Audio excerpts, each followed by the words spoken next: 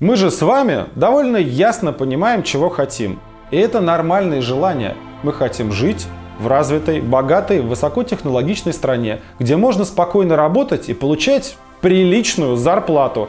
Хотим, чтобы у нас и у наших детей были перспективы в жизни. А национальные богатства России приносили пользу всем, а не 0,5% населения, как сейчас. Чтобы можно было пойти в суд и добиться в нем справедливости. Но вот что в этих требованиях такого особенного? Да 1 миллиард человек по всему миру так живет. И мы можем. Но проблема в том, что это наше желание противоречит интересам крошечной группы людей, которые общее благо приносят в жертву своему личному обогащению. И они с успехом это делают уже 18 лет, превратившись в мультимиллионеров и миллиардеров. Почему им удается это делать, а мы, несмотря на то, что нас так много, постоянно терпим поражение? Ответ простой. Мы прикладываем недостаточное количество усилий. Мы разъединены, мы не действуем так эффективно, как могли бы.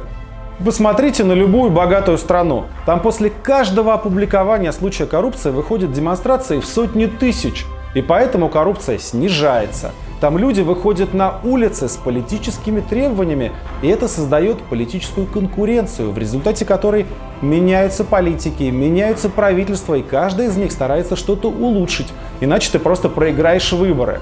Мы же с вами, к сожалению, не оказываем на Кремль постоянного системного давления. Поэтому и коррупция такая открытая, и правительство поэтому ничего не делает.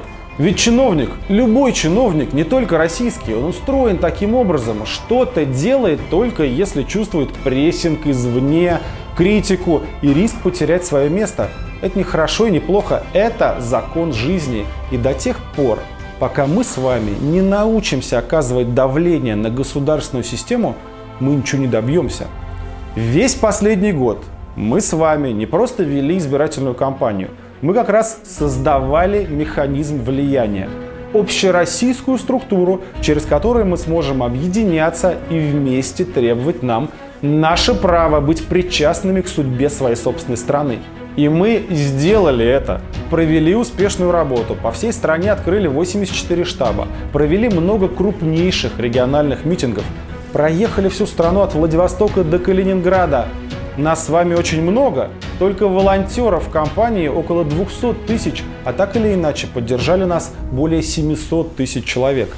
И мы готовы к тому, чтобы действовать сейчас гораздо более эффективно, чем это мы делали раньше. Да, выборы у нас украли, но мы не сдадимся и будем улучшать и использовать наш общий механизм влияния и дальше. Это наше политическое оружие. Мы с вами отлично знаем, что 18 марта Путин проведет свое переназначение и объявит о том, что власть принадлежит ему еще 6 лет. Мы знаем это, но не можем и не должны смириться. Еще 6 лет бедности, коррупции, отставания, деградации. Но одна мысль об этом просто ужасна. Поэтому давайте действовать. Не признавать эти выборы, активно бойкотировать их, участвовать в забастовке избирателей, а самое главное – выходить на улицы. Во все времена, в любых странах, мирные уличные акции являются главным и самым мощным механизмом давления на власть. Либо мы с вами научимся выходить на улицу, выражая свои требования, либо они будут нас грабить бесконечно. 28 января мы проводим общероссийскую акцию протеста, потому что у десятков миллионов людей просто украли выборы и вытеснили их из политической системы вообще. Им ясно сказали: вы здесь никто, ваше мнение никого не интересует, и перед каждым из нас сейчас простой выбор: остаться дома и согласиться с этим, или выйти на улицу своего города и напомнить о своем существовании. В акции участвует более 90 городов по всей России. И на этой акции нужны вы. Вот именно конкретно вы, зритель этого ролика. Без вас и без вашего личного участия в акции, в забастовке, в агитации у нас ничего не получится. Но как только вы присоединитесь, и произойдет то самое долгожданное объединение.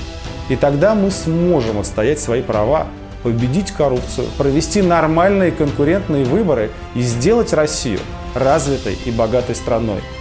Нам предстоит много шагов, но первый из них – 28 января одеться потеплее и присоединиться к таким же, как вы, настоящим патриотам России. Помогите мне с распространением этого ролика и увидимся 28-го.